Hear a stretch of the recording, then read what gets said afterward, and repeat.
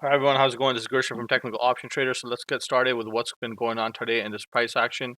If you guys have been following me for some time, I've been talking about this area of interest right here, where the S&P 500 is trading. This is a huge level for the S&P 500. Broke down finally below 403 and filled the gap here, and now we're pushing. And we've tested price levels that were not tested since about 2021 January. So for S&P 500. So the price action had a nice bounce today.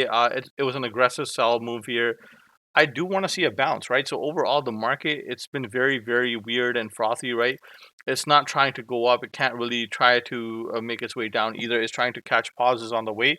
What we want to look for here is, if we look at multiple time frames, is we want to find out what's the price action saying, right?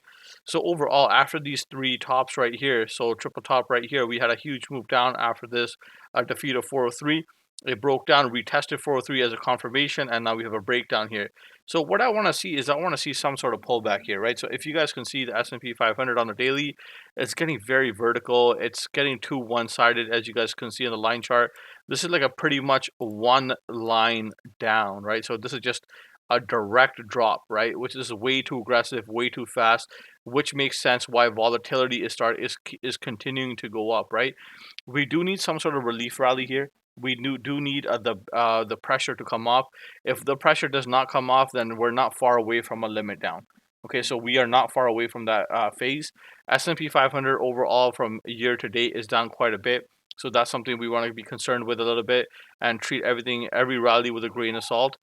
Today we saw energy, which is XLE, just kind of flat. XOP oil and gas had a down move today, so we'll go over that in the sectors. But overall, the S&P 500 today, with a nice bounce here, it needs that, but we need to see continuous bounces. Okay, and then what we do need to see is, we need this trend line to break on the 1 hour time frame, and then we need to break above 403, and then I want to see a push above 410. Until we see a push above 410, I will continue to remain bearish. 410 is my target where I want to be, and I want price to push above that. If it does not happen, we'll continue to sell off on the S&P 500. So triple Q is looking at the weekly picture first here. Triple Q is absolutely getting killed here, right? So if we just look at the Qs here, they're not doing that great, trying to bounce, right? So we had continuous sell volume. The buying volume today, unfortunately, is weaker than these previous sells. So that's something we want to be concerned with. If buyers are actually going to step back into this market, the Qs need to get above 311 and then 325 on rising volume. If that happens on rising volume, that means buyers are starting to get back, and then we have a long way to go before we can possibly consider that this market is starting to turn bullish. This is not bullish in any sense. Yeah, sure, we can have a rally here, but we want to see certain levels defeated for this rally. But right now, the triple Qs are on a continuous bearish trend here. We can get a push above to 312. That's not a problem, but we have to wait and see about how aggressive this move is. If we look at this move down right now on the hourly time frame, it's pretty steep and it's pretty aggressive to the downside. It's very vertical.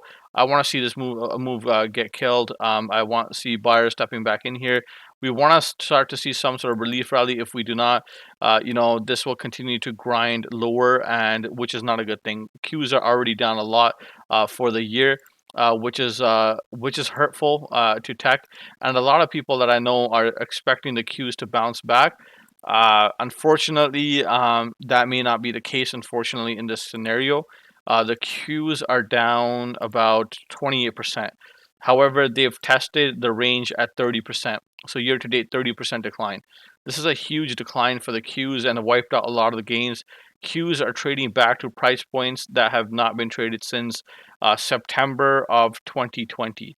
So this is a huge level on the Qs, and the trading back to September of 2020 levels.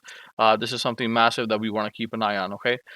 So if we look at the Dow's symmetrical triangle is broken. So this is what I've been talking about in my other videos as well. The symmetrical triangle, the break of support at 322. If we get a push above 322, we can go back to 327, 331, but 331 remains a big level. If this level does get rejected, we'll make our way down to about 305. So that could be a big push down and a big hit or a big blow for the Qs, okay? Sorry, for Dow Jones. So Dow Jones can completely break down here. So a pullback is important, but what's more important is the follow through that we have following following that pullback. So if this pullback happens and this trend is going to reverse, we have to see continued push to the upside, and the new lows are no longer being formed. So that's something we want to identify. If we look at the hourly time frame, once again, this move down is very aggressive, and we want to see a pushback, and we want to see continued buying volume stepping in to push the stock even higher here. Okay. So let's look at IWM. IWM looks really, really weak here. IWM continuing to break down here, right? IWM, like I said, if you guys have been following me for some time here, this is what I said on IWM. We pushed back up. I'm like, if we get below the 182 level, we're going to break and test the 170s, right? That's exactly what happened. It was like clockwork. This pattern hit aggressively.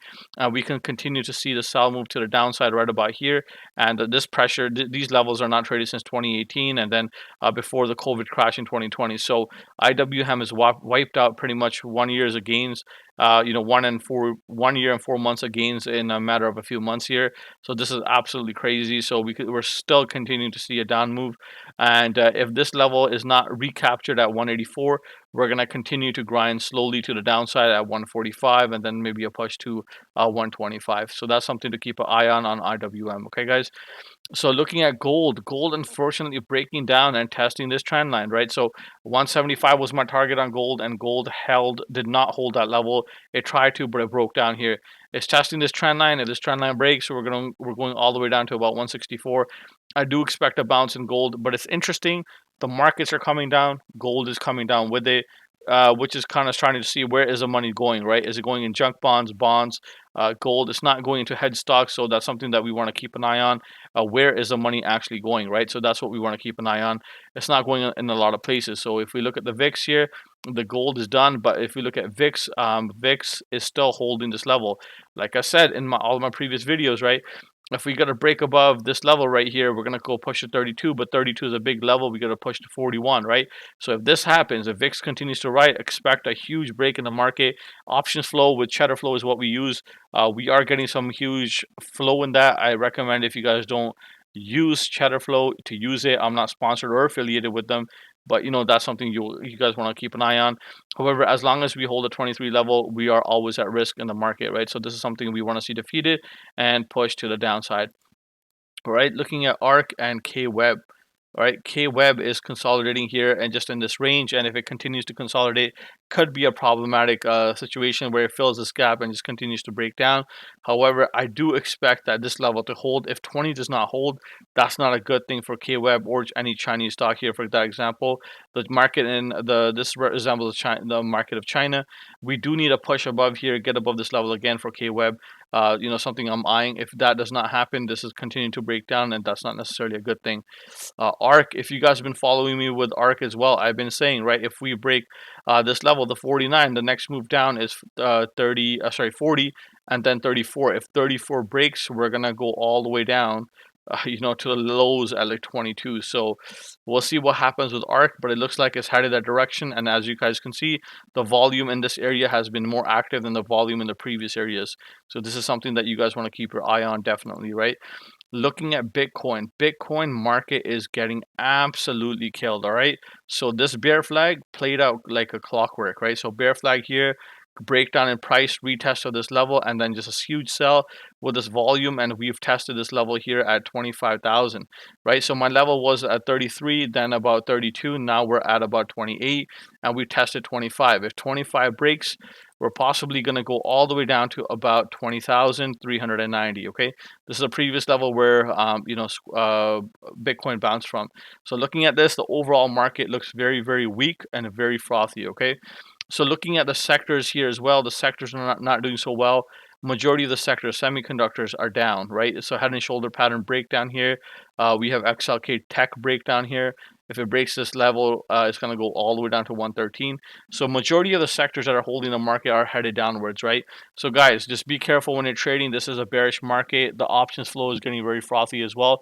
Please be careful out there. If you guys like what I do, please comment, like, and subscribe to the channel.